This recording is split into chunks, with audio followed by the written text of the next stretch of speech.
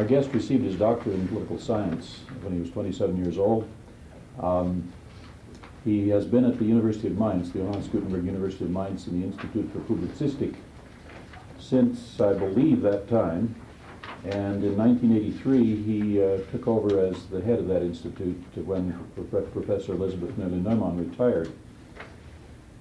He was, for 5 years previous to this, the holder of the Heisenberg Fellowship from the Deutsche Forschungsgemeinschaft. That's a very prestigious fellowship and a very important scientific organization. He was a research fellow at Berkeley in 1980, working with Percy Tannenbaum and some other scholars that I don't think many people here will have heard of, since you're not in communication for the most part. And a guest professor at Southern Illinois, and 3 times a guest professor at the University of Tunis.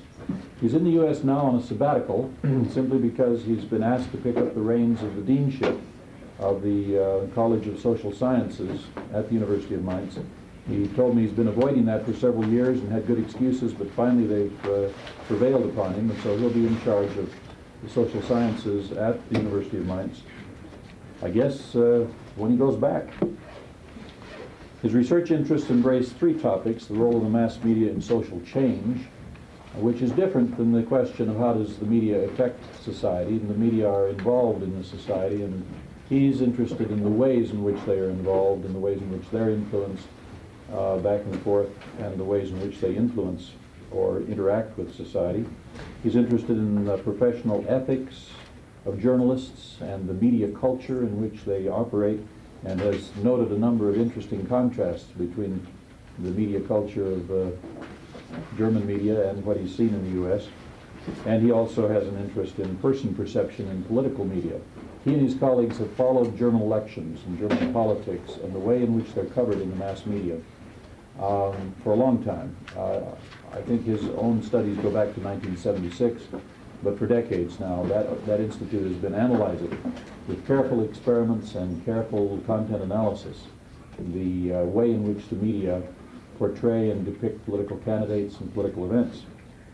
I think he's not here so much to give a lecture as to make a few comments about the German political scene. Perhaps, I don't know if he's going to talk about the role of the mass media in that, but that's what he studies, so it may well go that way. And then I think he'll be available to answer questions, as people may have an interest in placing those questions. This is supposed to be reasonably informal, and I think he'll speak without a formal text, although from notes perhaps. So I'm pleased to present to you Professor Hans Matthaeus Kepplinger of the University of Mainz.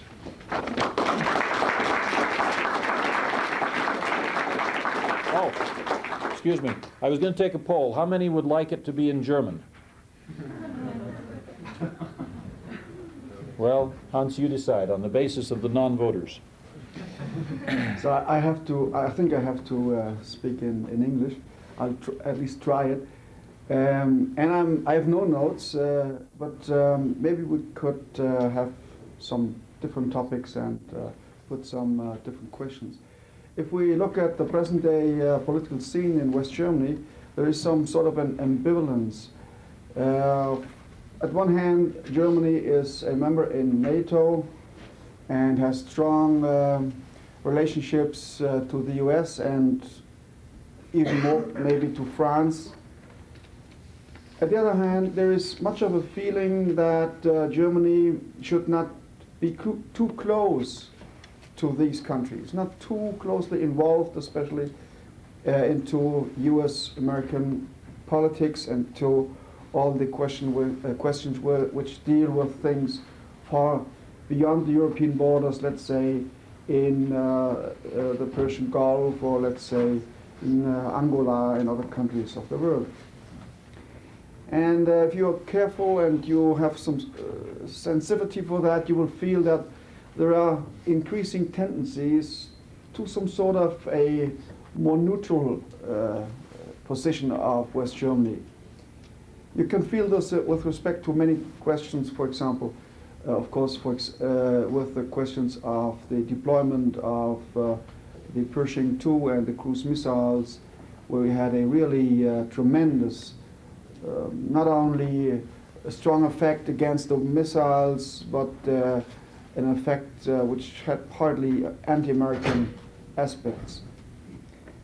On the other hand, till let's say 5 years, there was some sort of a clear-cut threat coming from the Soviet Union. But this threat has lost much of its visibility, and increasingly West Germans don't think that the Soviet Union till now is a threat. In fact, the polls show now that the majority of the population do not think that the Soviet Unions would really try to overcome West Germany or Western Europe. And that's quite different from what the French people would see, or for example, the population of the UK. So the picture changes. At one side, the US definitely loses its unique position as a symbol for democracy, or has lost, I have to say. At the other side, the Soviet Union has lost its face as it was described after the war, the ugly man in the East who will overcome West Germany and the whole Western European countries. Gorbachev made it even more complicated, because he, more than all other leaders in the West, takes an active role, and he was successful to present some political steps as some sort of a gift. In fact, it was not a gift, it was what the Soviets tried to get since, let's say, 50 or 54, a reduction of nuclear weapons in Western Europe. That was a goal since the 50s. It was not a gift given from the Soviet Union, but they were successful to sell this idea as if this was a gift and we could be happy to get it. And in other instances, for example, now the discussion about the withdrawal of troops, again and again, the Soviets are now better in making public relation steps, and they present their points of view better than the West does. There is more dynamic in the Soviet policy than in Western policy. It's not only the US who is not that dynamic. As a consequence, today there is an increasing number of people who really think, they really believe, that in the Soviet Union we will see in the near future some kind of liberalism, which, as these people think, is comparable to what we are aware of a liberal society in the US or in Western Germany. An increasing number of students, at least, will believe that there is a similar kind of freedom in the Soviet Union, or will be in the near future, than in this country. And in fact, the problem how it is possible to reduce the internal power of a heavy military complex as it was built up in the Soviet Union, the problem how is it possible to do it, if it is possible, is not really raised in West Germany. So the chances of Gorbachev are not really discussed. He is seen as a quite positive figure, and the possibilities of his failure are not discussed really seriously. This seems to be very strange if you compare the one side, the Soviet Union, with the US, and the real threats and the real benefits of the relationships. But I think one has to go back at least 20 to 30 years to understand why this happened. After the Second World War, the Social Democrats and all those who were on the left, the communists and other smaller groups, all these peoples had a strong belief. They believed that the historical right is on their side. So, because the left was the only one, that was their belief, who really strongly defended democracy in 33, 34, the left should have the historical right now to take over government. Legitimacy was on the left. historical legitimacy was seen on the left. But as you know, the left did not succeed in the elections. It was the right groups, the right parties who won the elections. And it was Adenauer and Erhard who built up West Germany as a modern, liberal and industrialized country.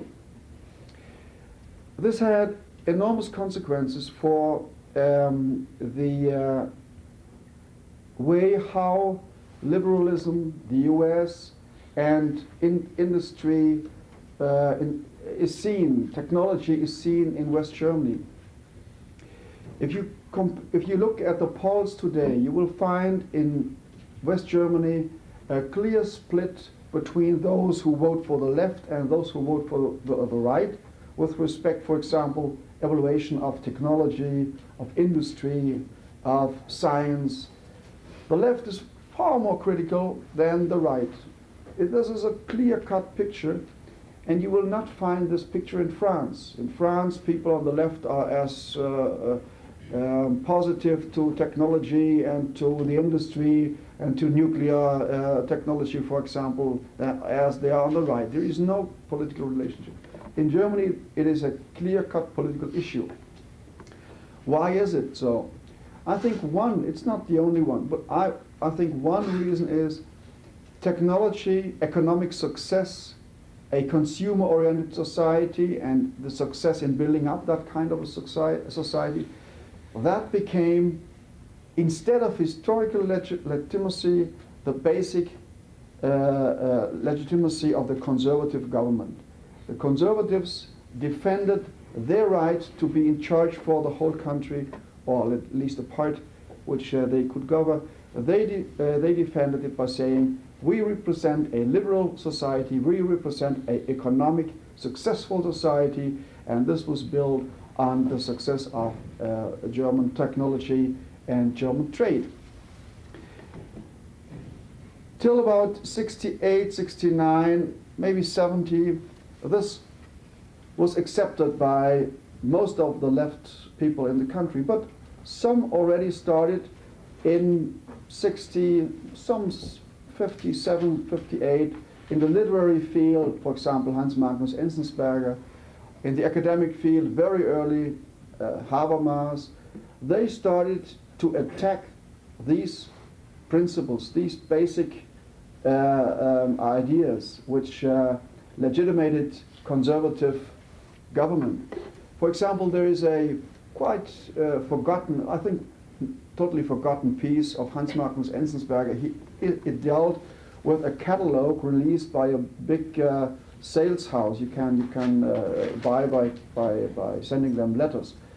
And he attacked, and this was very successful at that time, people liked to read it, I myself. He attacked this catalog as the symbol for a narrow-minded nation which has no taste, no sense of real German living, no sense of what's really quality in life. This was a symbol for everything which was identified with a consumer society which is just bullshit. And another of these attacks was very early done by Habermas under the title Wissenschaft und Technik als Ideologie, Science and Technology as an Ideology. And the basic idea is to say that the way we, or the Americans, do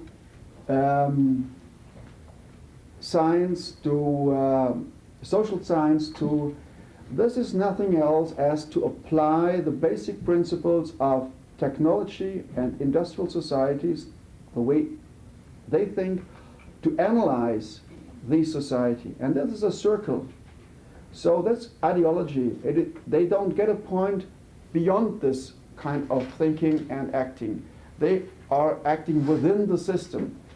And by doing so they just reproduce the thinking of the system, and they are kept in its premises.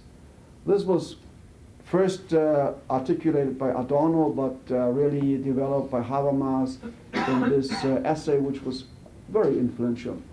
And I think in the late 50s, early 60s, it started the basic criticism And it was partly a Marxist criticism, partly a more nationalistic tone in it, not in the traditional way, but in a way that we should keep ourselves a little bit more in distance from the American or British way of living, should be more linked to the German heritage.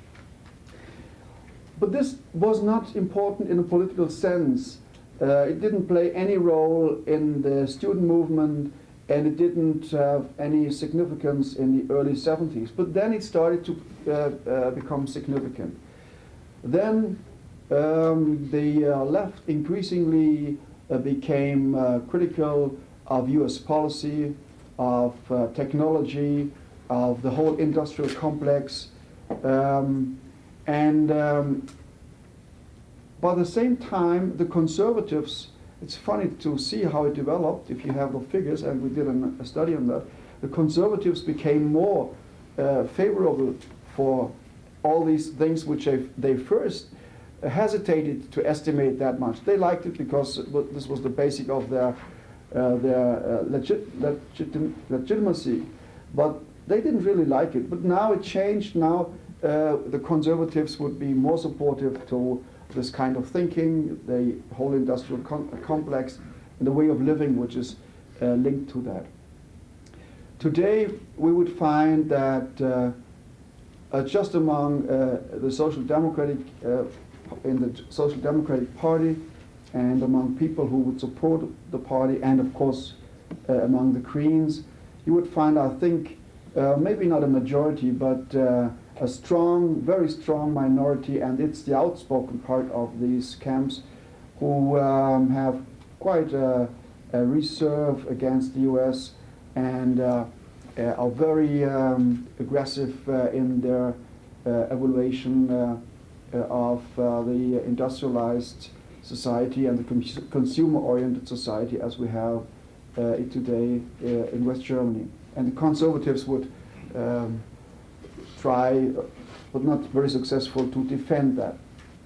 I think one has to have in mind that at a certain point of time, the intellectual part of the left recognized if we want to really be successful, we have to attack the basic fundamental principles of the conservative government, and that was, as I tried to outline, the success in economic terms to build up a consumer society, and the success in linking West Germany to the Western world, especially to the US. But this has changed, and I think we will face a lot of turbulences in German-American relationships. To give you maybe some hints, we did a survey in 84. We surveyed 217 journalists, and we had 14 sort of semantic differential scales, or bipolar scales. One of these scales would maybe read the US policy is in general superior in its goals to the Soviet Union's policy, or the other side, the Soviet Union's policy is in general superior to US. The journalists would more like the idea US is superior to the Soviet Union in its goals. But in fact, it's only a little bit from the central point, from the mean. There is no strong convincing that the US policy has more positive goals than the US. And raising the question, should we have strong military ties to the US, or it's put the way, we should have strong military ties to the US, and the other side would say we should have our own capacity, use a link more to the European nations. So again, there is some more favorable feelings towards the idea we should have strong military ties to the US, but that's not very outspoken. It's a little bit, again, just a little bit beyond the mean, the theoretical mean. So among the journalists in West Germany, you would have more some sort of a neutral, a little bit positive but neutral idea about the US. And My guess is if there should be a strong cue which would allow a discussion about the relationship between West Germany and the US, I think we would have a quite remarkable strong camp saying we are just against this relationship. We just should try to make a compromise with the Soviet Union. These guys are not too bad. We have a lot of historical relationships to them. From an emotional point of view, there are much more similarities between the way Germans live and the Soviets live, the Russians live. And if Germans and myself travel in the Soviet Union, they feel very warm-hearted, welcomed there. It's in fact there is much more of a emotional similarity between Germans and Russians as for Germans and British or Americans. So I think if we have this kind of a discussion, a lot of people would be very surprised how many anti-American feelings, at least in the German, in the media system, you will find. This is just in contrast with most of the Germans think. Most of the Germans like American way of living. They like to travel through the US. They don't have, as far as I can see, any negative feelings towards US troops in West Germany. There might be single people, of course, but that's not a real problem. So the general feeling in the population is not hostile to the US, but in the intellectual elites, I think you will find a lot of reserve. And to mention one last thing, I did a study, I never published it till now, which dealt with the presentation of the arms race in the news magazine Der Spiegel, and it started in 1960, and the last year I covered was 1981. I did this study in connection with a lawsuit against the magazine in England, and if you overlook the whole period, so how was the arms race presented just between NATO and the Warsaw Pact? I don't want to go into the 60s. Important are the second half of the 70s. From about 75 on, there was a picture created. First, NATO deploys more weapons than the Warsaw Pact. NATO is building up a real huge arsenal of weapons, especially in the nuclear field. Second, Western Europe gets, or the NATO gets weaker and weaker compared to the Soviet bloc. And third, if you look at the evaluative statements which required a specific sort of action, the dominant picture was NATO should not continue to deploy weapons. If you compare how the risk of a war was presented in the news magazine, you see despite the fact that the magazine presented the theory of a nuclear war which would be a global war, that is the outspoken underlying idea. Besides that, they present as the major target West Germany. East Germany has not at all a comparable risk. If you take the whole presentation of both parts, you can see it's just West Germany. If you widen the picture and include France and Poland, so France and England have a higher risk than Poland, East Germany, Czechoslovakia. But if you again widen the picture and include the Soviet Union and the US, you can see the Soviet Union has a much higher risk than the US. So what is implicitly communicated is that those who could benefit from a possible nuclear war, this would be the US. Those who would suffer from the war would be the Soviet Union and, of course, first of all, West Germany. And if you look at how the policy of the Soviet Union, I don't continue to refer to the situation on the weapons side. If you look how the policy of the two countries, the two superpowers are presented, you will find that overall there are much more positive, let me put it differently, the percentage of positive statements or positive description of Soviet policy is by far greater than the percentage of positive statement or description of US policy. The basis in both cases are all statements on the superpowers. So the US policy is described in comparison to the Soviet policy as unreliable, not predictable, and some other similar characteristics. The news magazine Der Spiegel is not the German press. It is quite a unique publication. And I don't think it is possible to make inferences from the coverage they did to the way how the US is presented in West German press. I think if you would look at other papers like Süddeutsche or Frankfurter Allgemeine Zeitung, you get quite a different picture, maybe just the opposite. But that's not the point. The point is that we have to deal with a long trend, a tendency, slowly building up of a quite anti-American and pro-Russian, maybe I shouldn't say pro-Russian, that's too strong, but I have not the right expression, more a positive picture of the Soviet Union. It started, as far as I can see, among some liberal journals, especially in the news magazine Der Spiegel, but it is very strong in other respects in Der Stern.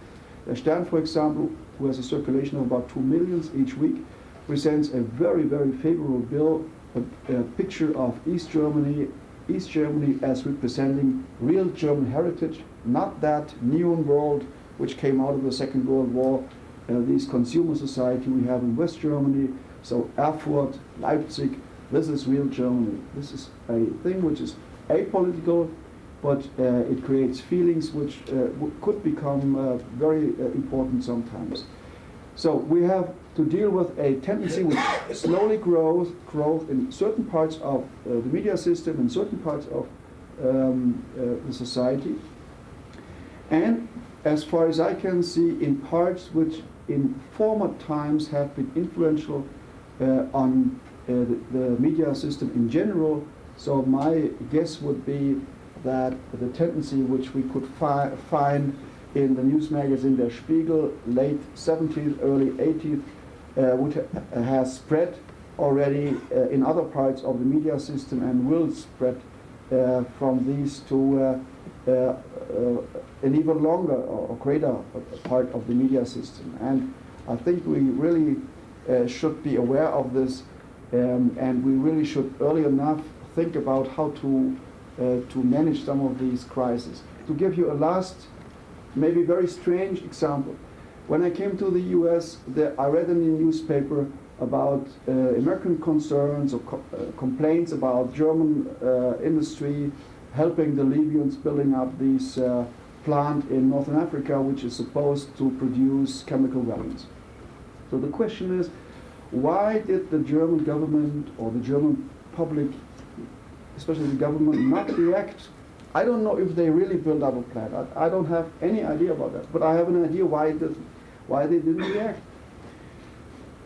Look, when the US attacked Libya a couple of years ago, there were strong statements that this attack was justified. But as far as I can see, the Europeans, not only the Germans, were never convinced that the attack was really justified. We never, as far as I can see, our feelings, we never got the evidence. Or as when the bomb was placed at a discotheque in Berlin, La Belle, which killed some American soldiers. The Americans came out very quickly with accusations against the Libya.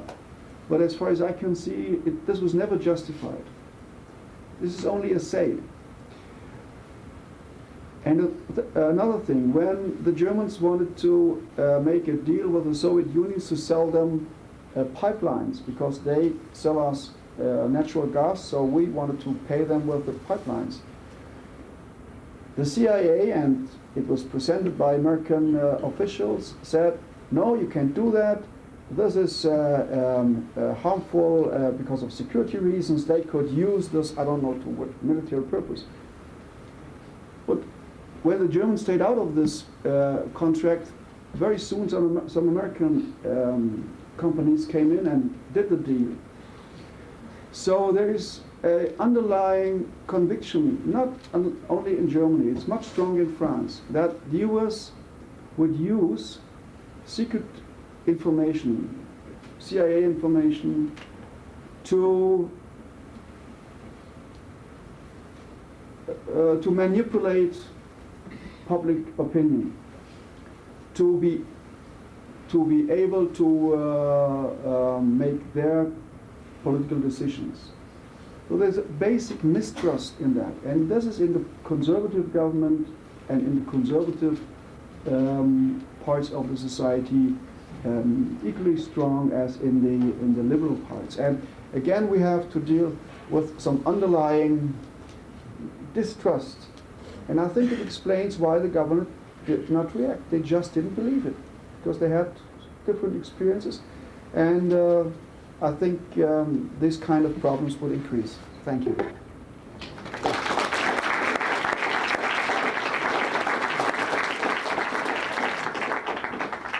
Are there questions? Comments? Yeah, please. I'd like to ask, what does the right feel in general in Germany about the removal of American troops to the United States? Even before the ascent of Gorbachev, my feeling was that given the disastrous situation that the Soviet economy is in, the Soviet Union couldn't manage West Europe anyway, and the United States would be better to let the West Europeans manage their own defense system as they see fit. What's the sense, I know how the left feels, but what's the sense of the people more right-oriented, and how would you personally view that proposition? You have to have in mind that all questions dealing with foreign policy in Germany are at least partly questions of internal policy. For example, the fact that Adenauer linked West Germany to the Western world was a means to be able to have an economic system, a liberal economic system, market economic system. Without this linkage to the Western world, this would not have been possible to impose on this centralized steered system which we had before. So the right always tries to support their internal policy by making links to the liberal countries in the West. And the left sometimes try to use foreign policy measures to make steps forward in their internal policy. So of course, some parts of the left hope if there would be let's say some kind of an integration between East Germany and West Germany, this would help them with their internal labor relations. They would maybe be able to have in West Germany same impact of the working class people on business decision. So, of course, and because of this basic reason, this is one reason I think the right would be quite concerned about a withdrawal of American troops. It's not only a question of foreign policy, it is a question of the stability of the economic and political system. So I can only see very deep concerns about speculations in the US or little steps already done to reduce the troops in West Germany. As I said, not only because of foreign policy reasons. I'm hearing interesting echoes in your discussion of turning from Western nations to Eastern nations, from the United States and Great Britain and other nations like that to Russia. Echoes of Thomas Mann's Reflections of a Non-Political Man, where he talked about Germany and its roots in Kultur and Russian Kultur and ties between the two that way. And of course, this is a right-wing tie that he was talking about, an almost fascist tie. whereas the Western civilization, civilization, Italy and France and other countries involved there, were rational and non-German. And it's an interesting switch now. You're using some of the same words to talk about a return to culture. Leipzig as a cultural place, move to the east. Of course, we've got a different kind of regime there now than Thomas Mann was looking at, but the same words are being used. It's exactly, it is my personal concern. My personal concern is that we will have again, what then was called Kulturnationalismus, a cultural nationalism. It is not a nationalism which is thought in terms of politics, in terms of political orientation or political structure. These people think in terms of feelings, of common history, of common language. They don't think about political structures. They don't think about the situation in the field of law or in other political terms. So and this is very much emotional. And I think there are strong similarities between what we had in the late 19th century, and but now it comes from the left. And I wrote my dissertation on a German poet, Hans Magnus Enzensberger. The title was Das politische Denken Hans Magnus Enzensbergers. He was a leader of the student movement, and he was one of the most extreme left leaders. But my thesis was at that time, it was written published in 70, written in 69. My main thesis at that time was that he in fact is a very conservative man, because a bourgeois conservative man, because the underlying notion of his thinking is this culture against politics. The culture is the real basic. And we have in the student movement not to fight against a conservative government, but against politics, against this way of rational thinking. And I think he really is a model for what's now going on. We have really a strong tendency to go back to these more, they wouldn't say it's irrational, they would say the Western way of thinking is irrational. And you have in Germany, for example, a very strong debate, especially with regard to technology. Basic idea is technological rationality is irrational. And that's only one little piece of it. It, I think, is linked to the idea that this type of rationality, which is built in the liberal society, is irrational too. They want to have a different. Some of them want to have a different approach. Yeah, just behind you. How do you perceive West German perceptions of the United States, or even European perceptions of the United States, changing with post-European unity upcoming in 1992? Do you see that affecting that, changing it back to the West or not? I think so, yes, it will change. It already changed. I think, and I have a lot of hopes with the European market, because I think first 92 will create an enormous dynamic. I think most people cannot imagine what's happening. If you now look onto the Western European economic situation, how big companies try to rearrange their position in the Western European market, it's tremendous. If you take Mercedes-Benz, Nestle, Siemens, I forgot the English producer of computer systems. So there's a very, very active reconstruction now. And I think that there will be an enormous dynamic in it.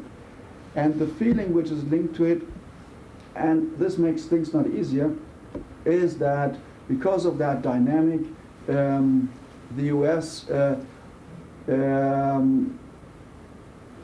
will more and more come between two millstones. I don't know if you can put this. The one is Japan, very dynamic, and the other is Western Europe.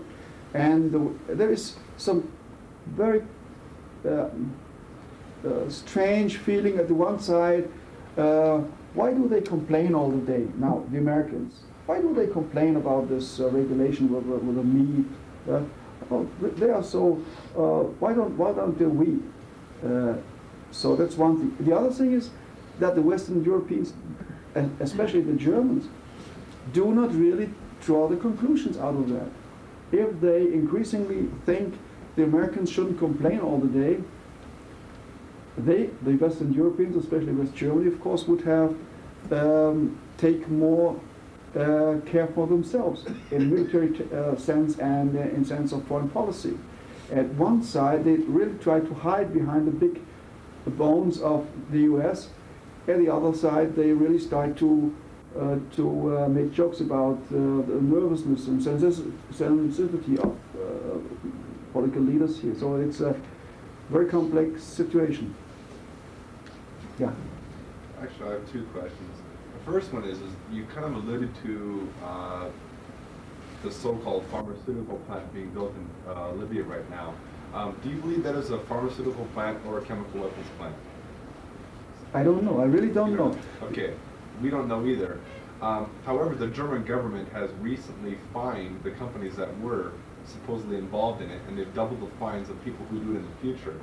Do you believe that is an indication of that might possibly be used for the production of such weapons? I really don't know. I really, as I didn't follow it closely, I don't think that there are sufficient information to make a judgment on that. I only can see that there is since months a debate about violations with respect to trade. And the Europeans try to get permission from the Soviets to deliver high-tech goods to the USSR. And the USSR doesn't want it. The main target is the Airbus. There's one battlefield. The other battlefield, the US, since months tries to show that the Europeans violate trade regulations. I think there is much more behind the whole thing, and the basic issue is not the plant in Libya, and it's not the Airbus alone. It's the general question: who will benefit most from a change in the trade relationship? Because it is obvious that the Soviet Union would buy a lot of goods, and China, and everyone tries to get the best point to start for that. So I see it linked to this, and if there is really bad, I don't know. He's dependent pretty much on our press for that. You were here when it broke, weren't you? Yeah. So he doesn't know any more about it than we do, because he's been in the U.S. all this time. But I there think. is an article that was written by Josef Joffre in Süddeutsche Zeitung, where he takes a position very similar to yours in pointing out, first of all, the importance of trade for Germany, for the Federal Republic. Also, how free trade is, how little it is regulated by the government. That is, the ethics of trade in West Germany because of its importance. But also the significance that this is the sort of the tip of the iceberg in the relationship between the two countries. And he takes a position there that German leadership has been quite uncertain about, the German leadership has been caught between the uncertainties of American policy as they see it and a German public opinion that is going much farther ahead and ahead of them, and so the German government is losing on both sides. Yeah. So you have this first. There's a movement in South Africa that's quite strong right now among the Afrikaans-speaking people, who of course are Germanic. The creation of a Volksstaat, where the emphasis is on unity of language and culture. And is there much of a movement? We've heard a little bit as far as a desire, somewhat of a desire to reunite East and West Germany. Is that widespread, or is that a very limited type of movement in Germany right now? I think it is very limited. There is, if you would do a poll and you would ask people, should we have a reunion, the majority would say yes, but they would not be willing to pay the price. And I don't think there is a real a chance for a reunion. The more possible is that both parts will use the idea of reunion to create emotions. So, for example, the emotion, that's the real Germany. The left will try to show our consumer-oriented society, that's the wrong way. The real Germany is there. And to use this picture as an internal force to change internal policy, maybe a labor situation or so. But I don't see a strong tendency for reunion. I think, sorry. Okay, you mentioned that the Germans don't see the Soviet Union, the West Germans don't see the Soviet Union as that great of a threat, that some of that threat has lost its visibility, whereas in the United Kingdom and in France, that is still a perceived threat. You mentioned culture as maybe one of the things that might tie the two. How can you also explain that the threat has lost its visibility when in the Soviet Union itself, they have culturally the same people, yet there have been purges and things that have gone on throughout the century? How is it that it's lost its visibility in addition to culture? First, throughout at least the 19th century, no, in more general terms, there are much more similarities between Germans and Russians than between Russians and French and Russians and British. And second, in France and in Britain, you have an unbroken history of national identity with all its aspects.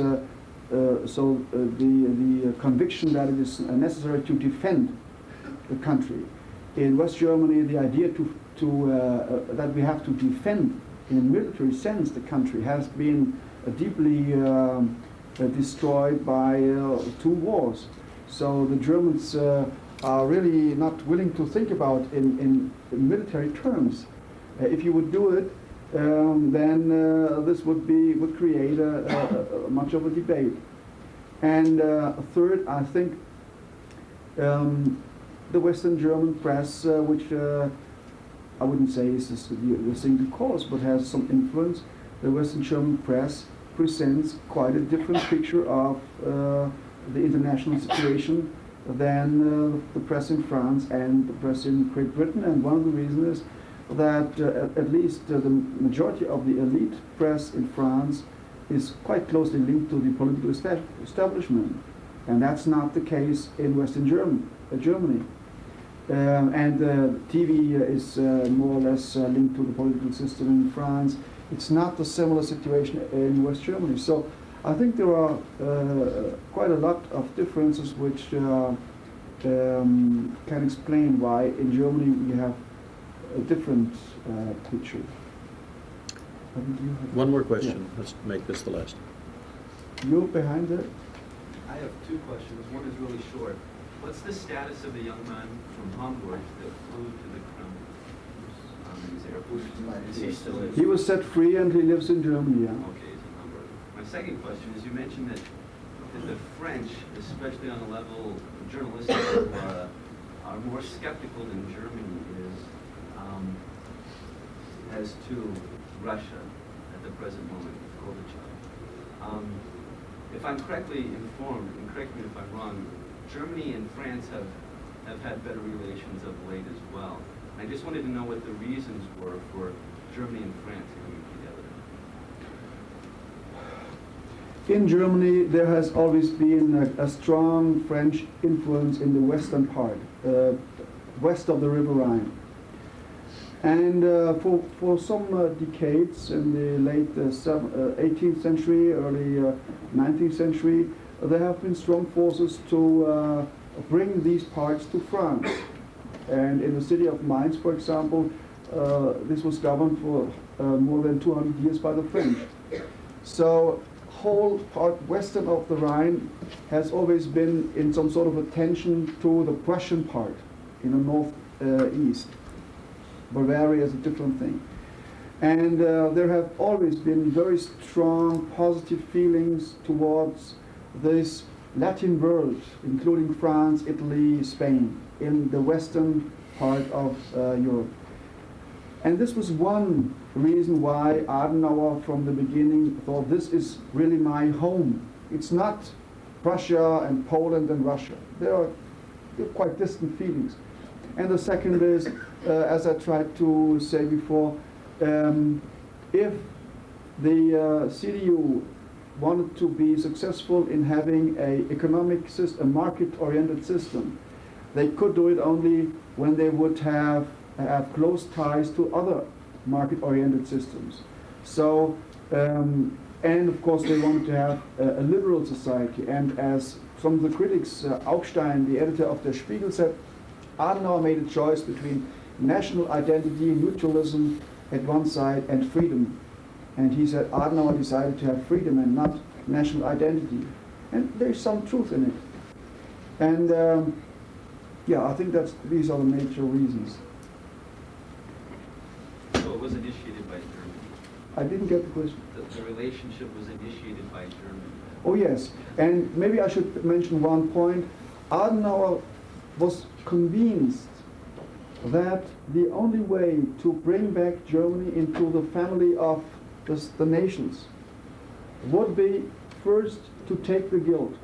So, for example, to be willing without a public discussion to pay to the state of Israel, would be willing to have an army to be accepted as an equal partner, and that Germany had only one choice, one reasonable choice, that would be to be an ally which could not be put into question, which we an ally which really was strong to stand with the Western world, not try to balance between the two blocks, because that's why he did not accept, one of the reasons why he did not accept to talk about the offer by the Soviet Union in '52 to have neutralized Germany, not because he wouldn't believe it was worthwhile, but the major reason was that he said, if we try this discussion,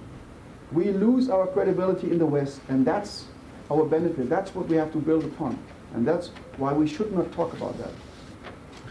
Okay? I think we have to close. Once again, thank you. And people who have more questions in time, come